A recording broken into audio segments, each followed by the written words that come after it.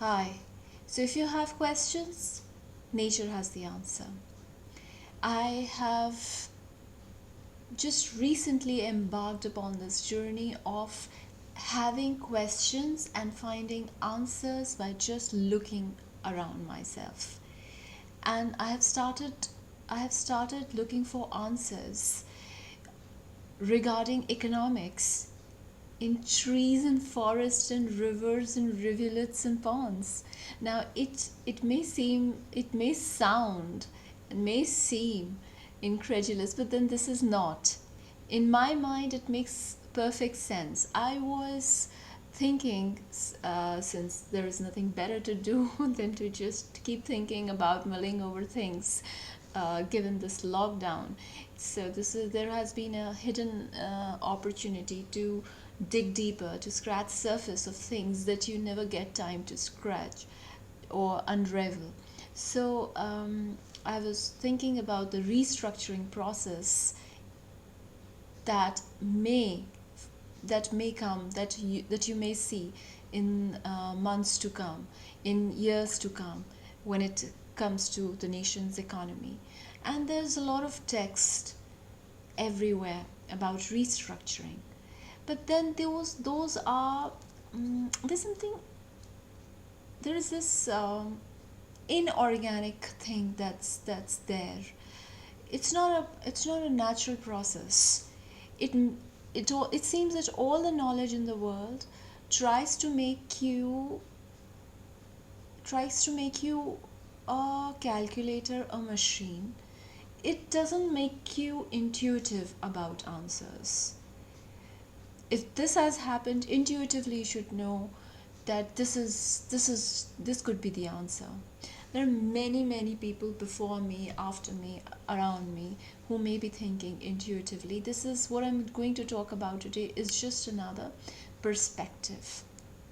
I spoke about how I have started seeing a similarity in abundance and abundance around you, abundance in terms of wealth in your life, and the nature that surrounds you. There's a lot of comparisons. There are a lot of parallels that we can draw. This is just in the same vein. I'm going to talk about the process of restructuring, but before I get started, there are certain basics, and my favorite thing, making illustrations. So this is a seed. Okay.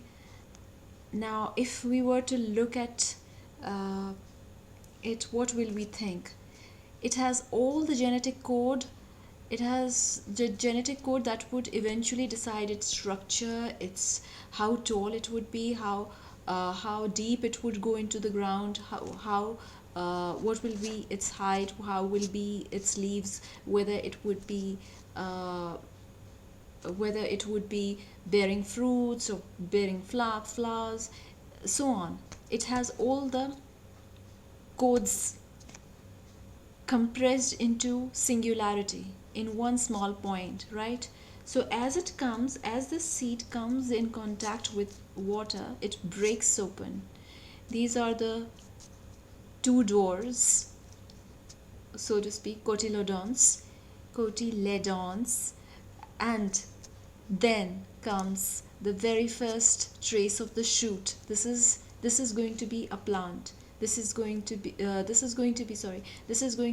a sapling first, and then it'll grow uh, into a plant. This is going to be the root. So plumule and radicle, right? So this is how it breaks open, as it comes in contact with water. And just like how we put dispersin into water, and all the molecules in the water would have the features, the characteristics of dispersin into it. So how it has spread all around, how one molecule has had thousands and lakhs of photocopies the moment it came in in contact with water, and all the molecules in the water have now become disparate molecules. So in the same way, so once the seed cracks open and the shoot comes out and the root comes out, they get extended. Now they will take the structure that they were supposed to take. The proteins will grow into the way those proteins were instructed to grow. So this is the idea. This is the idea, your idea. Once it breaks open, one side of it provides sustenance and one side of it gives exposure. Now, what are the givens in the situation? The givens in the situation, if you think we are going nowhere, you're so wrong. Stick around. What are the givens in the whole situation? The given, why this thing has happened? Why could a seed not be happy and content being a seed? Because it has a lot of potential, right? And it may survive just like this. It may survive like this. But survival is not enough. This is the first given in this universe. Even the universe, it was compressed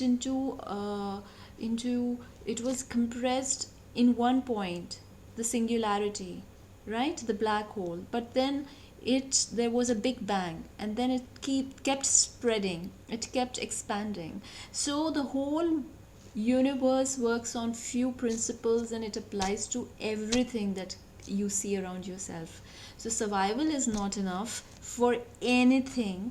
It needs to expand. So when you say I have enough to keep me alive, that would not be enough for you. You would like to expand. Not just physically, we expand after we are born. We expand mentally, we expand spiritually, we expand financially. So when I'm constant, since my trust is always on, not if not always, many a times on economic issues. So expansion is what each one of us strive for financially. So this is why we germinate the seeds of ideas in our head, then we work towards it. We discuss it with people, or we find things out, and then we break open that idea into the real world.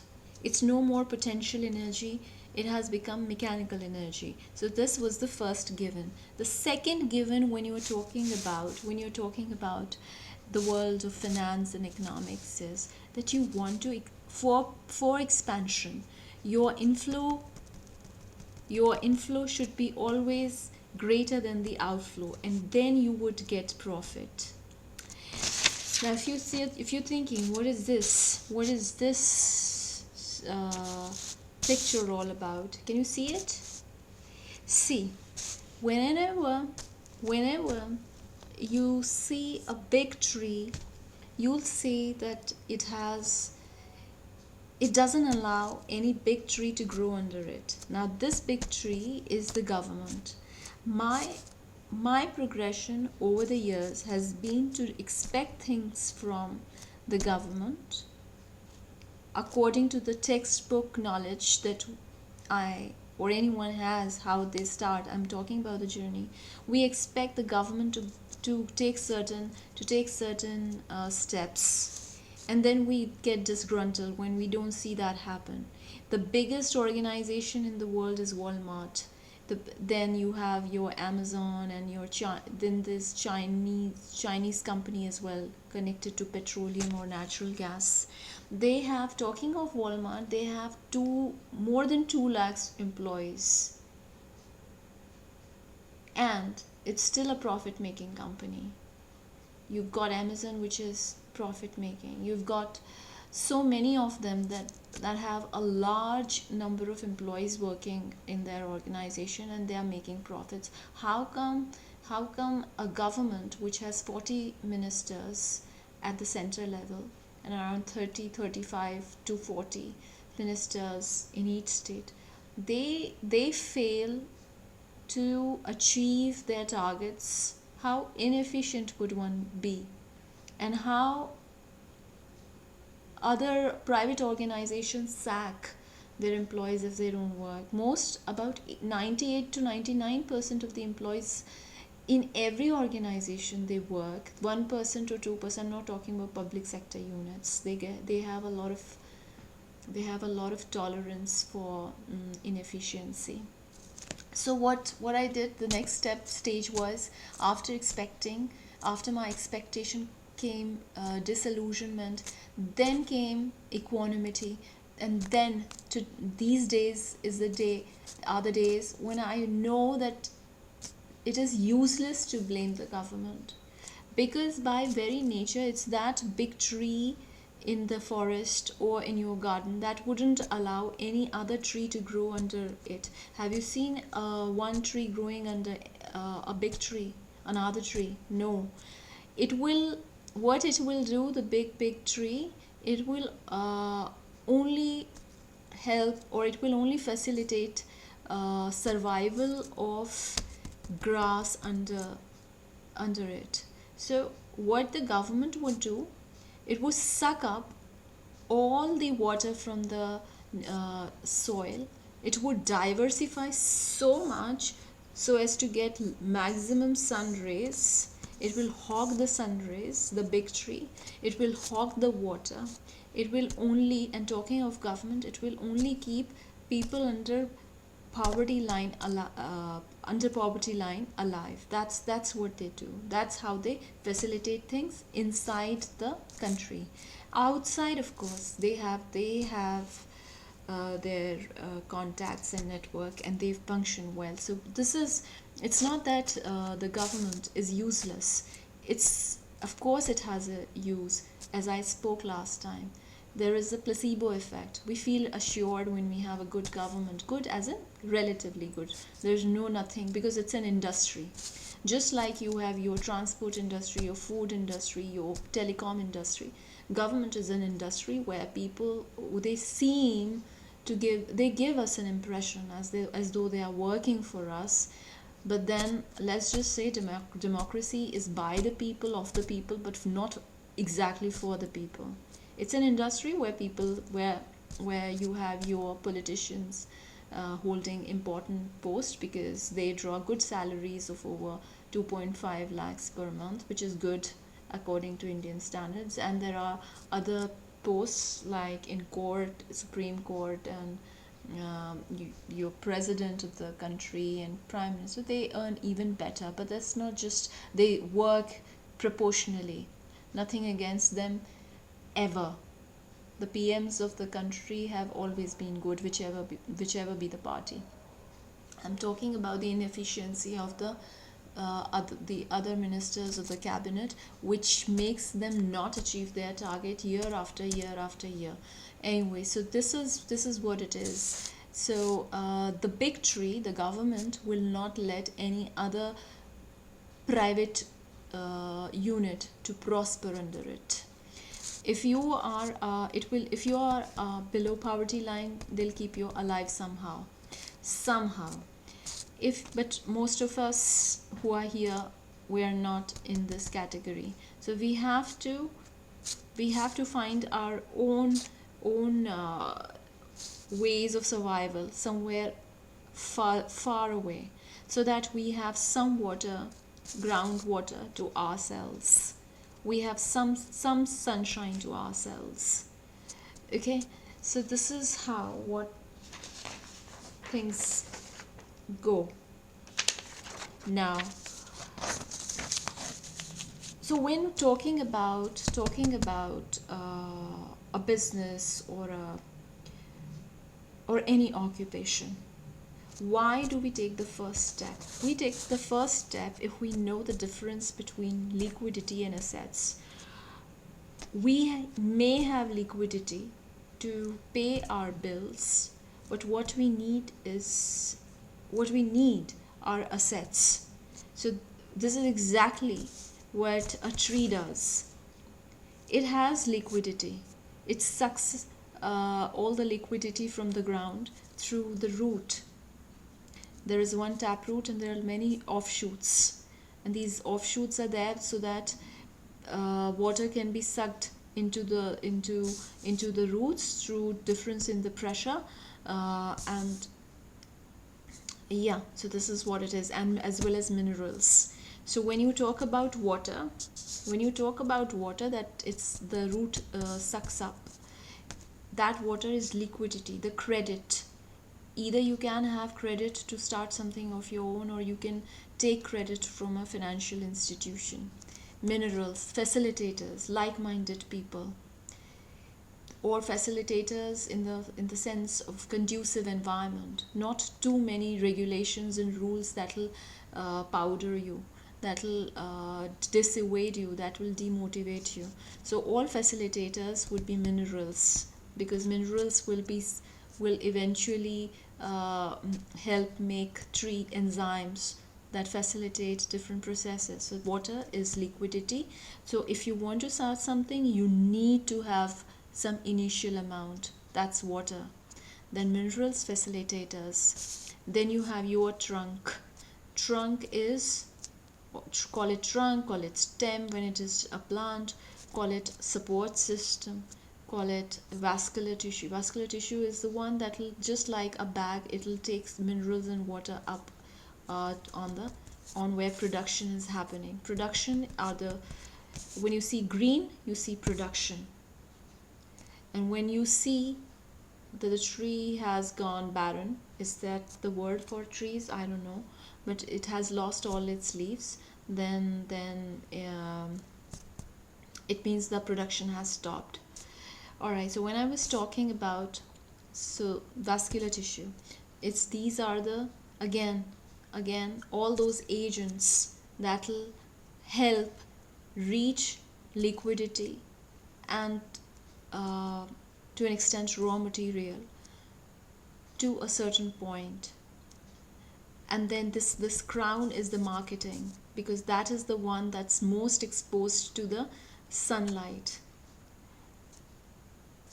and it absorbs maximum carbon dioxide, which is the primary raw material for photosynthesis. Photosynthesis is the process in which a tree or a plant makes sugar, storage of energy. That's assets. We put in money to get more money. No businessman will put money into a system where he or she is not expecting many folds in return. So we put in liquidity to gain assets. These assets could be liquid, or it could be non-liquid or illiquid. Liquid would be your cash, currency, FDs, what else? Anything that can be turned into bonds, bills, treasury bills, or anything that can be readily converted into cash or liquidity. Non-liquid would be your real estate, vehicles, jewelry, so that any asset that will take time if you want to sell it off. So coming from the startup, in order to have more inflow, the idea of having more inflow is to make more, is equal to or tantamount to making more assets, converting more liquidity into assets. So now I have drawn I have made parallels. What happens during crises? Just like, because I've come back to the core issue, restructuring. What happens?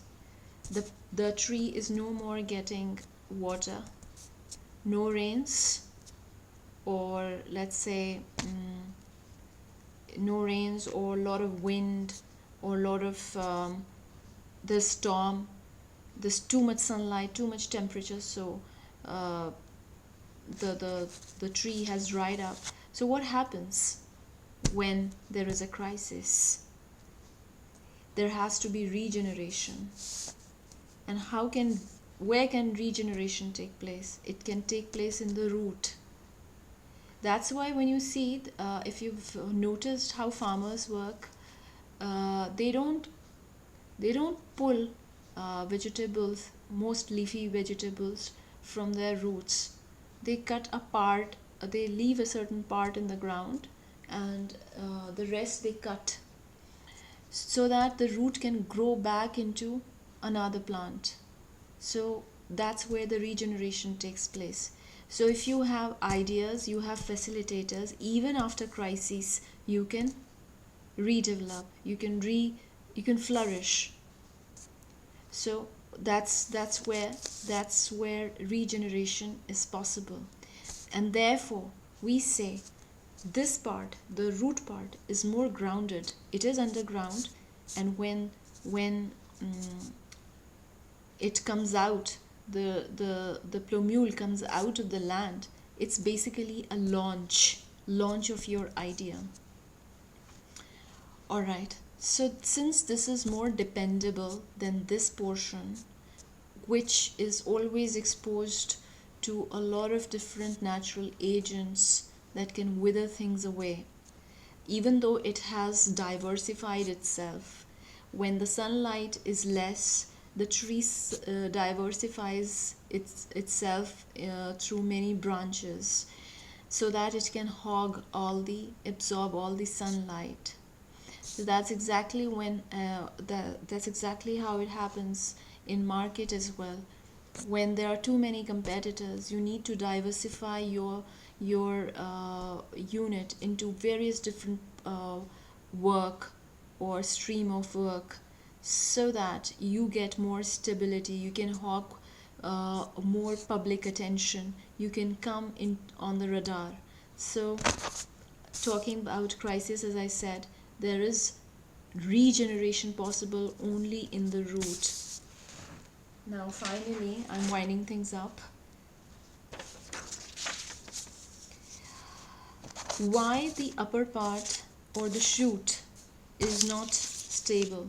Why do we say that why do we think and know, and we are right, that there is a lot of instability in the shoot, or there's a lot of instability in the market? Once your product sees the market, there's a lot of instability in it. Why? Talking again about the tree, there is a lot of liquidity loss in the market in form of transpiration. When we're talking about tree, transpiration, that is taxes in real life in the market terms. Evaporation of water from the soil, that's expenses. Natural agents I've already spoken about. So these are the parallels.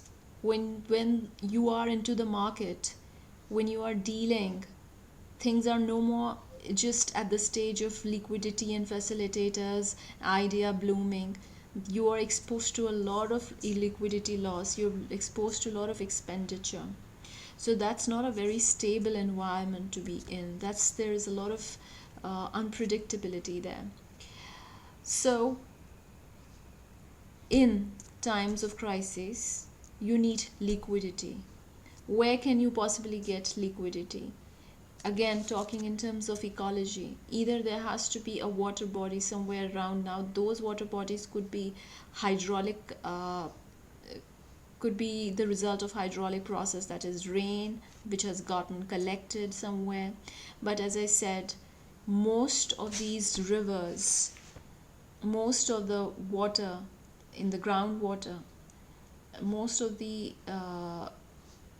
water is absorbed by the major big trees I'm talking about. So if there's government, can you really trust it? They can make things good, they can be doing the welfare work, that's all right, but don't expect anything from them, because when you expect, then you blame. When you blame, the negativity is all yours, because they remain unruffled. They are just doing their work. That's also an industry, and they have employees working in that industry. Those industry employees are so shrewd, they just want to take their pay package back home. Alright, so this is one way of liquidity. All these, and then water bodies that are on the surface, they can also evaporate when the sun is too much, when there is crisis. What can you really depend on? You can depend on underground river, underground water sources. Now underground water is not just like your normal river. It is just lot of liquidity that mixes with soil, so it's a very slow moving river because it has a lot of soil that moves with it. So it's a saturated soil, saturated with liquidity. So this is, it's a slow one, but there is what you could, there's a lot of moisture there which can help your system to sustain. So the idea is, do not just depend on fluffy things, sales, uh, sales or investments in some flaky project or anything. Depend on making your own underground rivulet. Now you can operate at 4 different levels. This is how an underground water rivulet is created. There are crevices, there's percolation. So water reaches through these crevices and flows. Okay. All right. Or how do you create your own rivulet? Now in the beginning, I spoke about the idea should always be that the inflow is more than your outflow. So until and unless there is some crisis or some really unseen contingency, try and keep your uh, inflow higher than the outflow. So even if you're earning 500, make sure your expenditure is 300 and the 2 goes into making your own rivulet. 200 goes into you making your own rivulet. If you're making 5,000, make change you can do the same thing. Accordingly you can change the figures. If you're making 5 lakhs per month or whatever, you make sure your inflow is always greater than your outflow, and there has to be certain level, some endeavor to make some profits elsewhere, either in liquid assets or illiquid assets. So as individuals, your goal could be creating your own rivulet, your own liquidity source, your own storage through savings, through making profits. These savings could be minuscule, these profits could be minuscule, but then there has to be, even if it is just 1%, 0.5%, but then it has to be. Do not depend on anybody else. Then family, if you are a family unit, make sure each one of you pull in into the savings and profits, no matter how small is the amount. If you're a good-hearted entrepreneur, make sure you don't give away your money as charity into some government organization, government fund. You never know. Government funds are black holes. You never know where they go. You can't entrust inefficient people to with the charity money.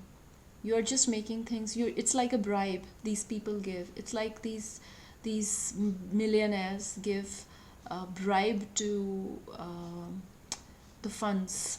Even I have given funds to I have donated some amount into the funds, but I've been noticing that it's a black hole. It just, as I just said, you don't know where they reach.